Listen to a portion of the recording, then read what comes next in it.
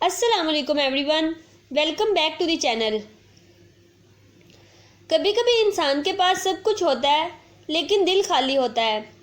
دولت، شہرت، عزت سب کچھ ہاتھ میں ہوتا ہے لیکن روح بے چین، نیند بے سکون اور دل کا کمرہ خالی ہوتا ہے۔ یہ کہانی ہے ایک ایسے کروڑ پتی شخص کی جو سب کچھ رکھتے ہوئے بھی کچھ نہ رکھتا تھا۔ پھر وہ حج پر گیا اور جو کچھ وہاں ہوا اس نے اس کی زندگی الٹ کر رکھ دی۔ یہ کہانی صرف اس کی نہیں، شاید یہ کہانی آپ کی بھی ہو سکتی ہے۔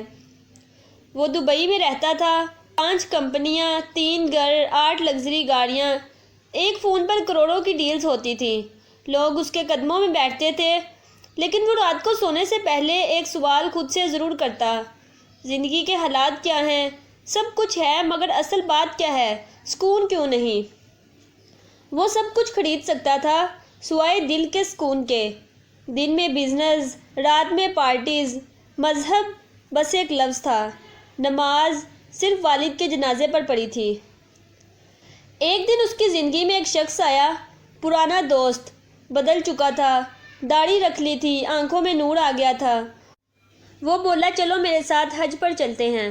اس نے ہنستے ہوئے کہا یار میں مولوی نہیں بنا ابھی۔ دوست نے کہا بس ایک بار خانہ کعبہ دیکھ لو، شاید سب کچھ بدل جائے، اور وہ بات دل کو لگ گئی۔ اس نے کہا ٹھیک ہے میں چلتا ہوں۔ جب اس نے پہلی بار خانہ کعبہ کو دیکھا تو قدم وہیں رک گئے، زبان بند ہو گئی، آنکھوں سے آنسو رواں ہو گئے۔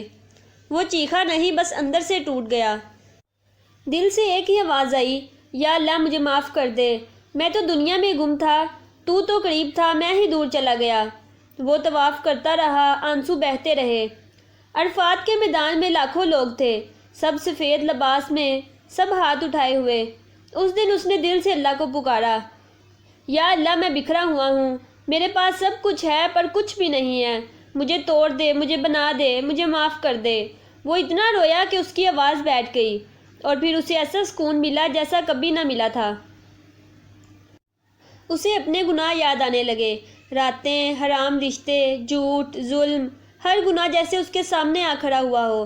اس نے کہا یا اللہ میں نے بگاڑا ہے، تو سنوار دے۔ وہ سجدے میں گر گیا، اور اس لمحے وہ شخص مر گیا جو غرور میں جیتا تھا، اور ایک نیا انسان پیدا ہوا جو عاجزی میں زندہ تھا۔ جب وہ واپس آیا تو لوگوں نے پوچھا یہ تو وہی شخص ہے مگر بدلہ بدلہ لگتا ہے۔ اب وہ تسبیح کرتا تھا، نماز پڑھتا تھا اور فلاحی کاموں میں لگا تھا۔ اس نے اپنی 2 کمپنیاں فروخت کی اور ایک ادارہ کھولا، دارالرحمت، یتیموں اور بیواؤں کے لیے۔ اس نے کہا میں نے پوری زندگی پیسے کمائے ہیں مگر اب دل کمانا چاہتا ہوں۔ اس کہانی میں کوئی افسانہ نہیں، صرف حقیقت ہے۔ اللہ جب کسی کو بلا لیتا ہے تو وہ بدل جاتا ہے۔ حج صرف سفر نہیں، یہ دل کی ہجرت ہے۔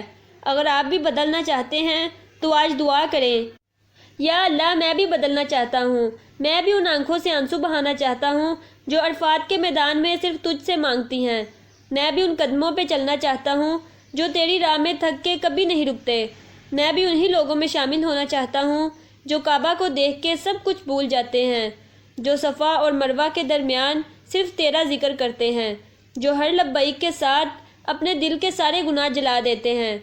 یا اللہ مجھے بھی وہ پل عطا کر جہاں دنیا کی ہر ضرورت چپ ہو جائے اور صرف تو بولے، صرف تو سننے والا ہو۔ حج کرنے والا واپس آتا ہے جیسے ماں کے پیٹ سے پیدا ہوا ہو، گناہوں سے پاک۔ تو کیا ہم نہیں چاہیں گے کہ اللہ ہمیں بھی معاف کر دے؟ اگر آپ نے حج کیا ہے تو اللہ کا شکر ادا کریں، اگر نہیں کیا تو نیت کریں، اگر استطاعت نہیں تو آج ہی دل سے پکاریں، یا اللہ مجھے بھی اپنے گھر کا مہمان بنا۔ ہو سکتا ہے آپ کی یہ دعا آپ کی پوری زندگی کو بدل دے۔